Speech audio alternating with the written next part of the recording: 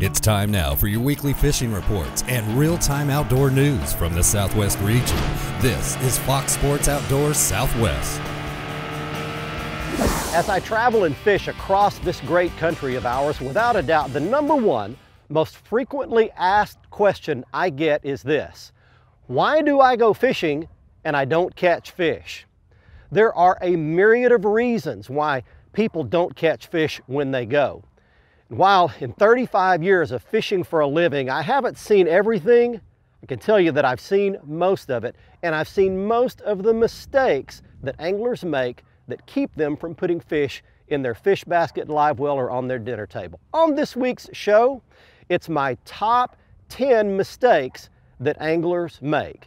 What I hope to do is reveal some of these mistakes to you, and in the process keep you from making those same mistakes and help you catch more fish when you go fishing future months and years. Now, to help us do that, I'm going to be launching my Nitro Z8 boat today in Lake Texoma. Nearly everything swims in Lake Texoma. Now, I don't know what we'll catch today, but it really doesn't matter. The focus is on teaching you how to keep from making these top 10 mistakes. While I'm out doing that, we're taking you around the region for your local fishing reports from our expert team of insider reporters, your favorite lakes, rivers, and bays. So let's get the Nitro in the water and get you back to the FSN studios. Get things started with your weekend planner. The Salooner tables are forecasting a positive outlook for the weekend at the lake. Sunday is projected to have some of the best conditions of the month, with peak daylight hours beginning at 9:46 a.m. And Sunday is listed as good, with the best time starting at 10:10 in the morning. Expect the sun to rise at 7:04 and set at 5:23. Fox Sports Outdoors is brought to you by Exide AGM Marine Batteries. Starts like new, stays like new longer. By Gene LaRue and Bobby Garland Lures. With our baits, a good day of fishing is in the bag. By Motor Guide, trolling motors engineered for anglers. And by Nitro Performance Fishing Boats. Welcome to the big leagues.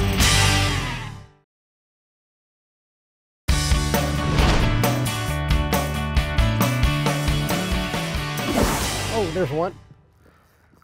Hey, welcome back, everybody. We've made it out on the lake on a really nice day out here today in the fall, headed into the winter time. Fox Sports Outdoors. Striper. All right. Well, it's a start anyway. A striper on a little ultralight rig. And there you go. Look how skinny that striper is. Good grief.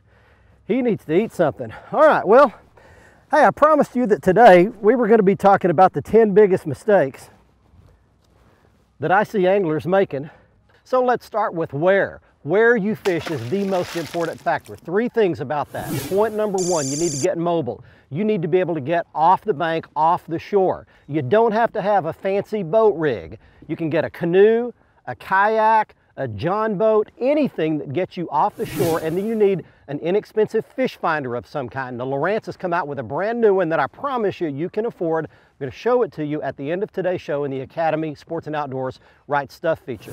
Mistake number 2 is fishing too shallow. Even if you have a boat, a lot of folks just want to get up and beat the bank all the time. And I can tell you that the fish are up shallow only 2 times a year, spring and fall. The rest of the time, they're away from the shore and you can't reach them unless you get somewhere out in open water away from the shoreline. And thirdly, fishing is like real estate. It's location, location, location.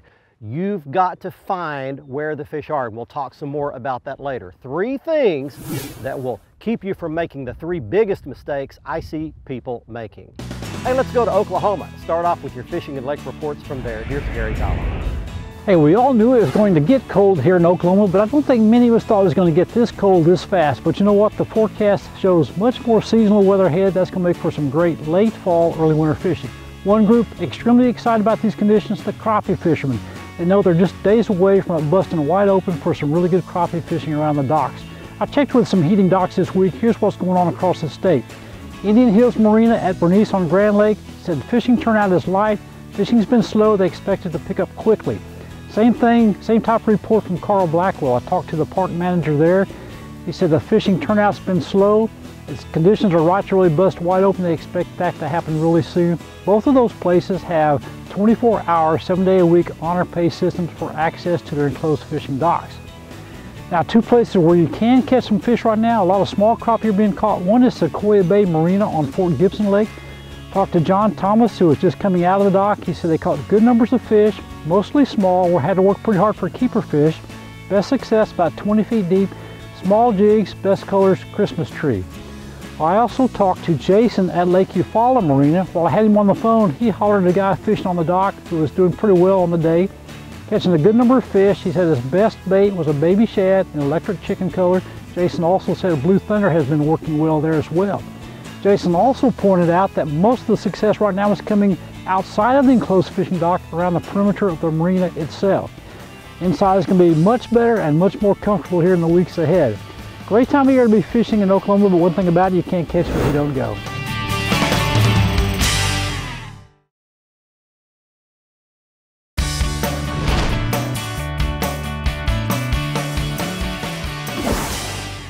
There's one. Be a smallmouth. Maybe it is. There he comes. That's a smallmouth. He's not big, but he's the right species. All right, there's what I'm talking about. Hey, welcome back, everybody. Fox Sports Outdoors today. Flopping smallmouth bass on the bottom of the boat. Man, he's a lively one. We're at Lake Texoma today, and I've switched. I started off the day striper fishing and caught 50, and they were all small. So I finally decided, well, I'll go smallmouth bass fishing. Great population of smallmouths in Texoma, and there's one for you right there. Let that fish go back. Thanks for the business. Hey, we're talking about the top 10 mistakes that I've personally seen anglers make as I've traveled all over the country fishing for 35 years professionally that keep anglers from catching fish. So we're down to our next set, beginning with number 4, and that is missing what's going on. You have to watch for signs like birds. Gulls diving at the water are a dead giveaway of the presence of baitfish. Shad, herons, egrets sitting on the shoreline, a dead giveaway for the presence of little minnows. Loons diving always indicate the presence of some kind of baitfish, and wherever the baitfish are, that's where the game fish are as well. Even a subtle change in the weather can sometimes change the fishing and turn the fish on and make them start biting. The next one is ignoring the pattern. Fish are notorious tattletales, meaning if you catch one fish, I promise you there are others nearby that will bite the same bait doing the same thing. And then finally, you've got to stay on those fish. Once you actually do catch a fish, you can't lose boat control. You need to maintain your position and make more casts right back in the same spot. You take your foot off that trolling motor, let yourself drift, even for 15 seconds, that can be a complete buzzkill as far as you losing position on where the fish are. Now let's get you some more fishing and lake reports from your local area. Hi folks, and welcome to this week's Lone Star Lakes, brought to you by the original fish attractant, Kickin' Bass, in 8 exciting flavors. Now this week we're in deep South Texas at the Choke Canyon Callahan Unit State Park. This area is known for big deer, and the lake is known for big bass. However, you can see behind me, the water level is almost 20 feet low and dropping. So, you're going to need to go where the Frio River meets the timber. That is, find the river channel and the deep brush, and you'll find the bass. Use your Texas rig 10-inch worms, jigs. You can also use drop shots, Carolina rigs, and of course your Bama rigs on these deeper, bigger Choke Canyon bass. Now, Cedar Creek Lake has sandies. They're running the brush piles 12 to 18 feet. On an overcast day such as today, you could probably use a topwater for most of the day. However, when they go down, you'll want to throw either traps and or jigging spoons at these sandies to hook up with them on a consistent basis. And finally, over at Texoma, you'll find smallmouth on the rocks in about 6 to 12 feet of water. Look for basketball-sized boulders along the shoreline where it meets the smaller chunk rock, and throw deep and shallow diving crankbaits in citrus shad and red crawfish patterns. That's this week's Lone Star Lakes, brought to you by the original Kickin' Bass. Now let's check in with Mr. Bill Olson. He's on the coast. Hi folks, this week's report is brought to you by Port Aransas on Mustang Island, the fishing capital of Texas, where anglers enjoy pristine bays, estuaries, 18 miles of surf, and the deep blue waters of the Gulf of Mexico. Plus, the local restaurants will even cook your catch come sundown. Come fish and play Texas Island style. For more information, visit PortAransas.org. Well, more seasonal weather returns to the Texas coast this weekend. However, this is just a pause before temperatures continue to slip to colder levels next week. Trout, redfish, flounder, and other game fish are sensing the onset of cooler conditions and have been aggressively feeding. Bird action on Sabine remains reliable with good flounder action rounding out boxes. Speckled trout are hitting topwater lures along East Bay and Trinity Bay shorelines, as well as over reefs in Chocolate Bay. Reefs in East Matagorda Bay and the grass beds in West Matagorda have given up trout and reds to those fishing bass assassins on light jig heads. San Antonio Bay, Ayers, and Mesquite are seeing early benefits to the reopening of Cedar Bayou. Fish bottoms with scattered shell as well as along the shorelines. Fall hotspots out of Port Aransas like Allen's Bight, around Mud Island, the grass beds of the Lydia Ann Channel, Dagger and Stedman, as well as East Flats and Shamrock Cove have given up good fish. The key is working the proper depth water, and that continues to change slightly depending upon the weather. With cooler water temperatures, water clarity is starting to improve on the upper Laguna Madre and into Baffin Bay. As conditions clear, anglers will start to look for mud streaks where fish will lay to ambush bait. Activity on the lower coast remains steady with the Spoy Islands southeast of Cullens and in South Bay being two recent hotspots. Live and artificial baits have worked. This weekend, both Saturday and Sunday have a double tide schedule of 2 high and 2 low tides each day. I'm Bill Olson, and I'll see you on the coast. Fox Sports Outdoors is brought to you by Academy Sports and Outdoors. Right stuff, low price, every day.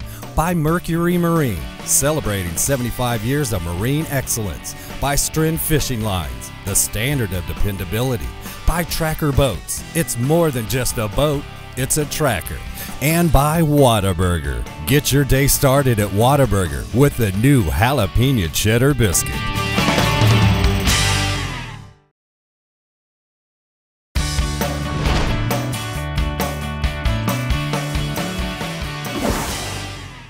There's one. Oh, it's fighting hard, whatever it is. It's a smallmouth. All right. We caught a smallmouth. That's what I wanted to catch here at Texoma. There's a lot of those in this lake. Hey everybody, welcome back to Fox Sports Outdoors. There we go, little Brian's back. Talking to you today about some of the biggest mistakes that I see anglers making all over the country, the top 10 mistakes. So let's go right back to our graphic. And we're all the way down to number 7, and that is getting stuck on the same technique or the same bait. You've got to wait till you get where you're going, let the conditions and the fish dictate the bait or the lure that you fish with. And some guys just won't be flexible. They say, I'm gonna throw this bait until I catch one. You've got to have several lures, several baits out, and experiment around with several different ones until you find something that works. You go to the lake with a flexible attitude. And then the next one deals with attitude.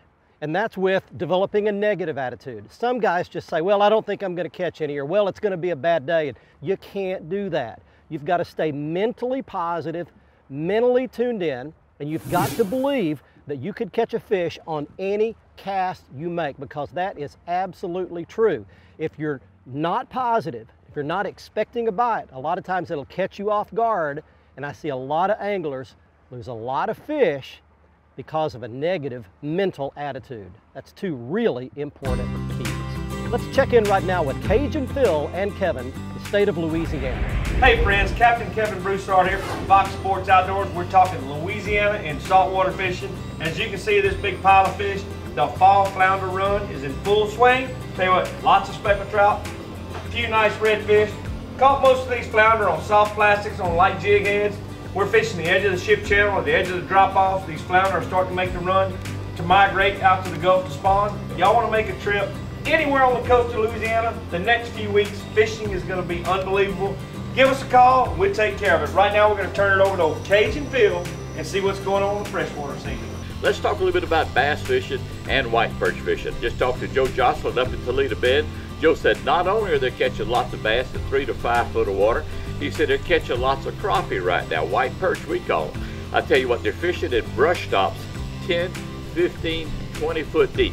You need to go with a guide if you don't know where to fish on Toledo Bend or any of your lakes, because the guides do have treetops sunk and these white perch gather around the treetops. Also over on Lake Barrett, we talked to some anglers there. They were fishing the treetops there. They were catching lots of white perch and still catching some bluegill and goggle eye. They're also catching their bass early in the morning, late afternoon on buzz baits, topwater. But they said once it starts to warm up, the sun comes up, they're still catching them around the cypress trees. Now keep in mind, you don't want to fish your cypress trees next to the bank. You want to fish the ones that's 5, 6, 8 foot off the shoreline. You do that, you'll catch some fish. There he is. Got one. Up. Nice smallie. All right. Well, and I lost him. All right, well, we got the fight out of him and a nice jump anyway. And as you can see behind me, these smallmouths live in the lower end of Lake Texoma on these rocky, gravelly banks. Before we go to the next break, let me give you the next two most common mistakes I see anglers making, and that is fighting fish improperly. A lot of anglers panic when they get a fish on, especially a big fish, and they just start cranking like crazy. When you do that, something's got to give. It'll be the weakest link. It could be the hook not embedded fully in the fish's mouth and it could pull out. It could be a nick in that line and the line could break. Your rod could break. Your reel could strip. Lots of things can happen when you panic. Put too much pressure on a fish. Make sure your drag is set properly, whether it's on a spinning reel like this or a bait cast reel, so that that fish can pull some drag. Be patient and gently work that fish to the boat. And then finally, improper handling of fish is the last mistake I see anglers make. And that would be flopping a fish in the boat green, trying to grab it with hooks flying all over the place. Let me show you a quick shot here of what can happen. It was a big catfish. It had a spinner bait hanging out the side of his mouth, and I brought it in too quickly, was fighting it in the boat without a net, wound up having to go to the hospital, and a gill plate can cut you as well. Lots of bad things can happen when you're not very careful in handling those fish once you get them in the boat. We'll be right back after this.